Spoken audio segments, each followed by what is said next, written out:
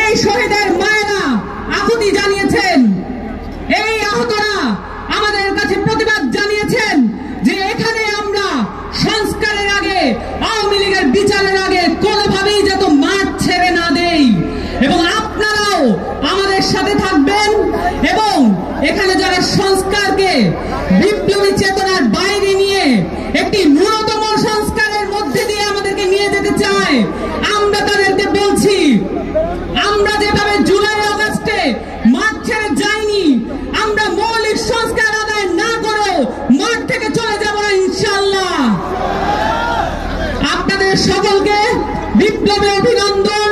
এবং যেখানেই যখনই আওয়ামী লীগের নেতাকর্মীদের আপনারা দেখবেন, যেখানে যখনই আওয়ামী লীগের মিছিল আপনারা অনুষ্ঠিত হতে দেখবেন, তাদের সাথে আপনারা এক রকমের প্রতিবাদ অবশ্যই করবেন এবং পুলিশের কাছে আপনারা সোপর্দ করবেন।